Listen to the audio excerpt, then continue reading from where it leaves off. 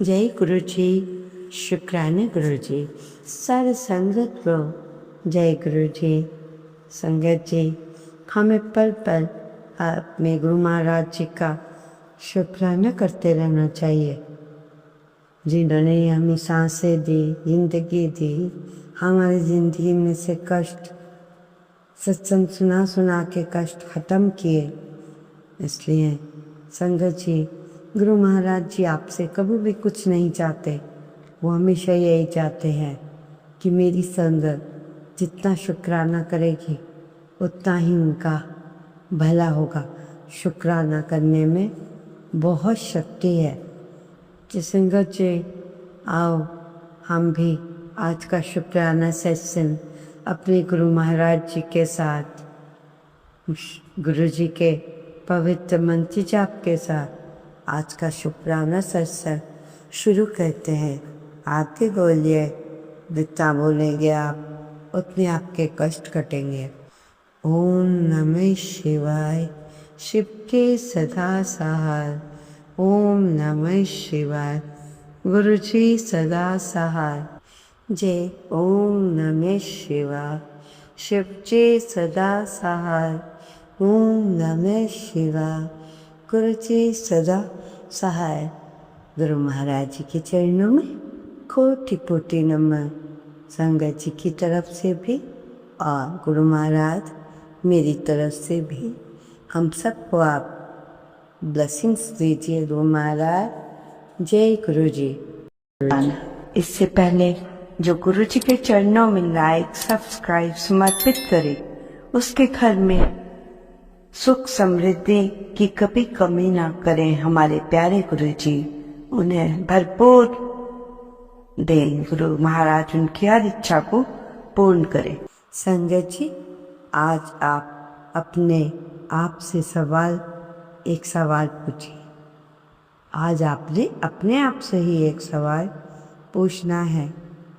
क्या आप वो जिंदगी जी रहे हो जिसके सपने आपने देखे थे, या आप भीड़ में कभी किसी कसाया बनकर अपने आप को कोस रहे हैं? याद रखिए संगत जी, आसमान पर जगह से पहले ज़मीन पर पसीना बहाना पड़ता है।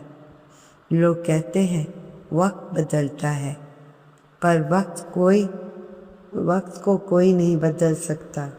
वक्त को बदलना ये सब हमारे मन के विचार हैं, परंतु ऐसा कुछ नहीं होता कि वक्त को कोई नहीं बदल सकता। संगत जी, जब रास्ते कठिन हो, हर जगह से निराशा घेर लेती है, तब समझ लेना कि आप एक बहुत बड़ी जीत के सामने पास खड़े हो। हीरे की असली चमक रात के अंधेरे में ही निकलती है, और इंसान का असली हौसला मुसीबतों के तूफानों में ही परखा जाता है। दूसरों से मुकाबला करना बंद करो। आज से, इस पल से आपका मुकाबला खुद अपने आप से कल से शुरू करो। कल आप जीवन अपना मुकाबला खुद करो। कल आपका अपना मुकाबला खुद करने में जो आपको ताकत नज़र आएगी, उससे ज़्यादा आप और मजबूत बनेंगे। जो लोग आज आप पर हंस रहे हैं, कल वही आपकी सफलता की राह बनेंगे।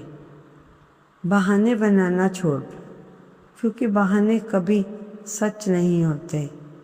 मैदान में लड़ो, गिरो और तब तक मत उठो जब तक तुम्हारी जीत का शोर सारी दुनिया में ना मच जाए। जीत का डंका उठो, जागो और अपनी मंजिल से हासिल कर लो। संगत जी, गुरु जी का मैसेज। दुनिया की तुम टेंशन ली हुई है, तो दुनिया की टेंशन ली हुई है। जा तेरे बच्चे का भी कल्याण किया। जिन बच्चों से तुम प्यार करते हो उन बच्चों को भी ये वीडियो भेज दो। गुरुजी कह रहे हैं कि अगर ये ब्लेसिंग तुम्हारे तक पहुंच गई तो तेरी पुकार की किस्मत चमकने वाली है। जय गुरुजी। संगत जी, कर्म तुम्हारे अच्छे हैं तभी किस्मत तुम्हारी दासी, नियत तुम्हारी अच्छी है। यदि मथुरा काशी संगत जी एक देखनी है तो एक गरीब आदमी जो रोज़ मंदिर के पास बैठकर भगवान से कहता था, हे प्रभु मेरी भी कभी क्या किस्मत बदलेगी। एक दिन मंदिर में एक साधु आए।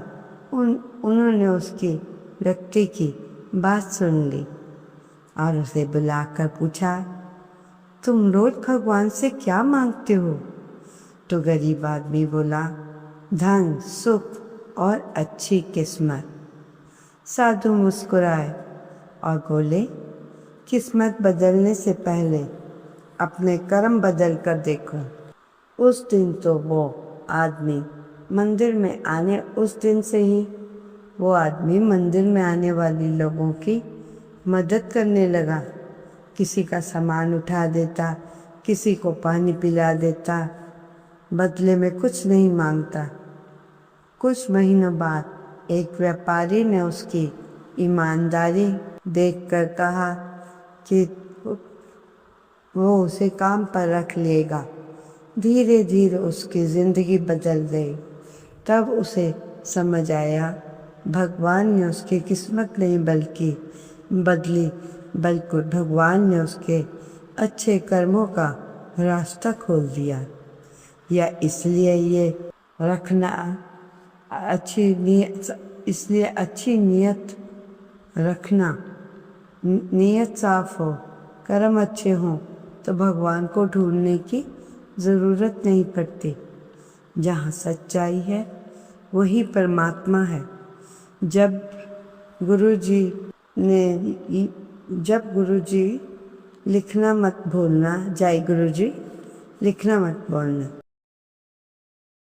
संगत जी, गुरुजी का संदेश ना जाने कौन सी संगत के लिए है। बेटा, तेरा बहुत बड़ा सपना पूरा करने का समय आ गया है। अब तो मंत्र जाप और शुक्राना कर। संगत जी क्या कह रहे हैं? अकेलेपन बहुत अच्छा है। अकेलापन बहुत अच्छा है। लोग कहते हैं कि अकेलेपन से जीना नहीं चाहता। परंतु लोग कहते हैं मैं अकेलेपन में जीना नहीं चाहता। ऐसी अपनी मस्ती जहाँ कोई डिस्टर्ब ना करे, किसी और भगवान का चिंतन बनता है। पुत्र, ये बात बस तेरे लिए है। मैं तेरी हर परेशानी जानता हूँ। जो तुझसे जलन करते हैं उन्हें जलने दे। तू बस अपनी मेहनत कर। तेरा सपना बहुत जल्द ही पूरा होने वाला है। संगत जी, आज 23 अगस्त है और आज की बात को सामान्य सत्संग समझकर आगे बढ़ जाना है, क्योंकि आज हम किसी दूसरे की गलती की बात नहीं करेंगे। आज बात उस बड़ी भूल की होगी जो बहुत से घरों में अनजाने में होती रहती है, और जब तक उसका असर दिखाई देता है तब तक उसे अपनी किस्मत समझने लगते हैं। बेटी, आज रविवार 23 अगस्त को गुरुजी का कड़ा फरमान, तेरी इस एक बड़ी भूल से पूरे परिवार में कंगाली को धकेला जा सकता है। मेरी बात मान, तुरंत इसे ठीक कर। अब सवाल है, वो भूल आखिर क्या है? क्या कोई गलत चीज़ घर में है? क्या कोई पूजा की गलती है? क्या कोई ऐसा सामान जिसे हटाना ज़रूरी है? नहीं बेटी, आज की बात उससे भी ज़्यादा साधारण है और शायद इसी वजह से ज़्यादा खतरनाक भी। वह भूल है पैसे आते ही उसे अपना मान लेना, लेकिन ये तय न करना कि उसने जाना कहाँ है। संगत जी, एक परिवार की कहानी सुनो। पति की नौकरी ठीक थी, पत्नी घर संभालती। महीने की शुरुआत में दोनों को लगता इस बार आराम से महीना निकल जाएगा, लेकिन 20-25 तारीख आते आते वही सवाल, न जाने पैसे कहाँ चले गए।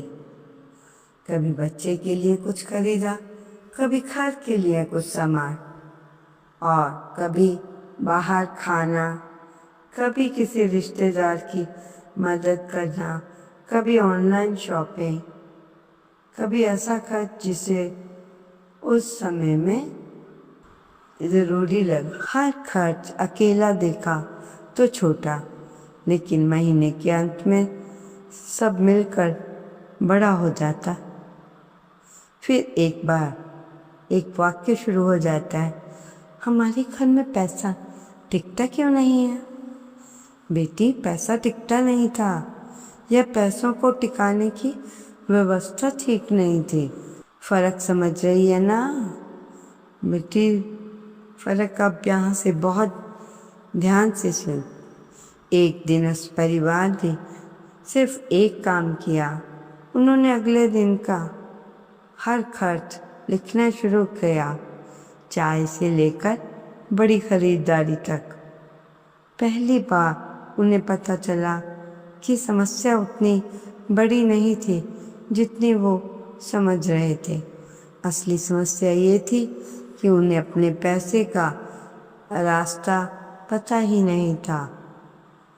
उन्होंने कोई तांत्रिक उपाय नहीं किया, कोई बड़ा त्याग नहीं किया, बस पैसा आने के दिन ही 3 हिस्से कर दिए। घर की ज़रूरतें, बच्चे का भविष्य और बचत। पहले महीने बहुत ज़्यादा बचत हुई, दूसरे महीने थोड़ी बेहतर हुई, लेकिन 6 महीने बाद एक चीज़ बदल गई। पैसों की कमी आने से पहले उन्हें पता चल जाता कि कमी क्यों आने वाली है। ये आर्थिक समझ है।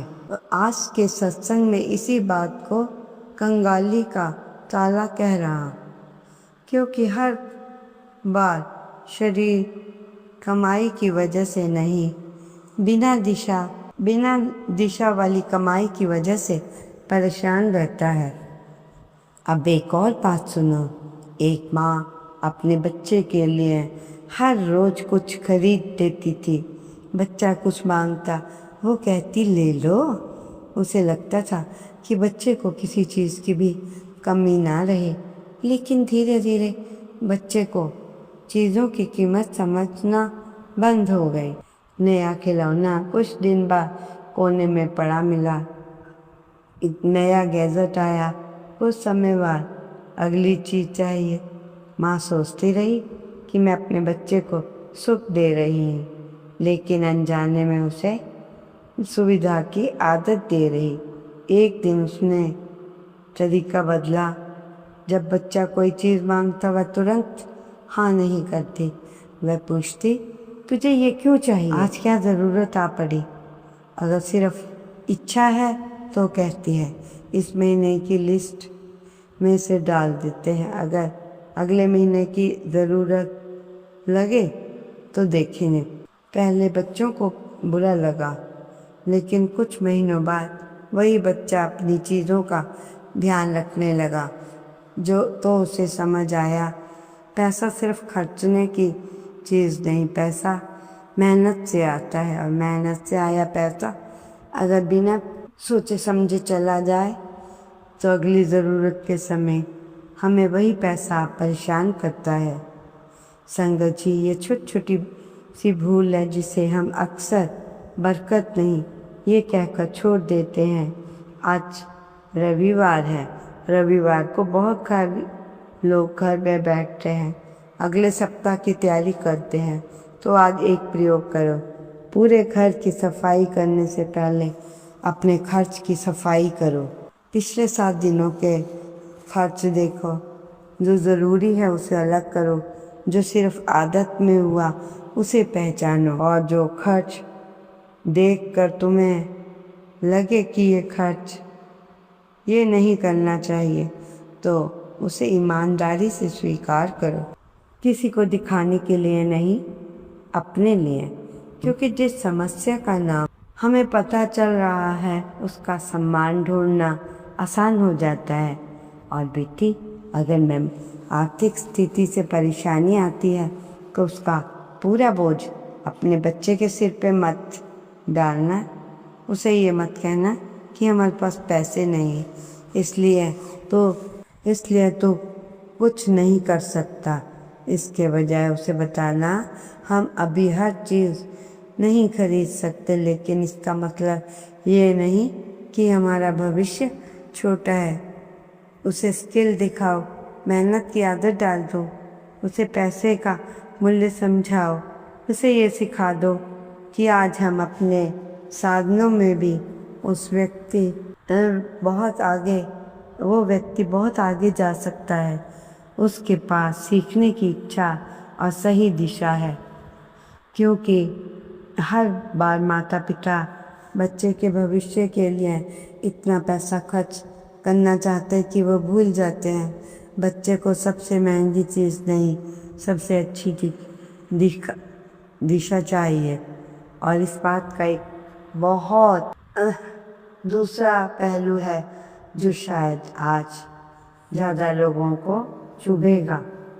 कभी कभी घर में जो पैसा आता है, लेकिन घर के लोगों को ये पता नहीं होता कि परिवार की असली प्राथमिकता क्या है।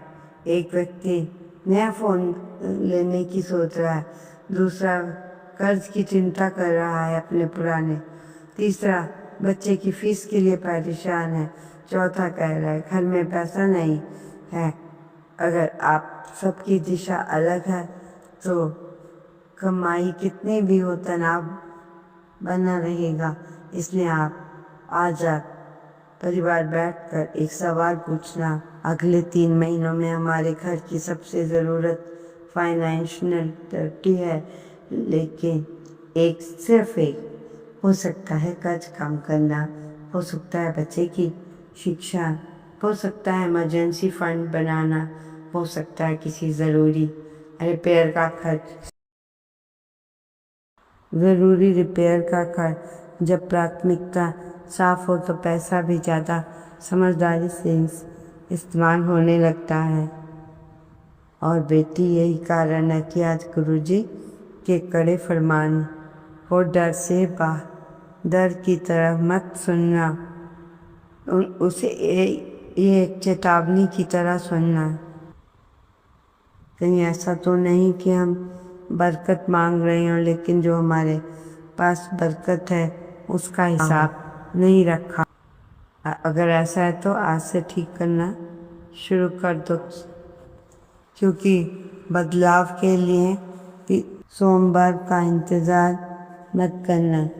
तो संगत जी, इस आज के सत्संग में बहुत कुछ आपको समझाया गया है। आशा करती हूँ आपको अच्छे से समझ आ जाएगा। आपका ज़्यादा वक्त ना लेते हुए आज का शुक्राना सत्संग यही समाप्त करते हुए जय गुरु जी। प्यारी सी संगत को जय गुरु जी, शुक्राना। ओम नमः शिवाय, शिव के सदा सहाय। ओम नमः शिवाय, गुरु जी सदा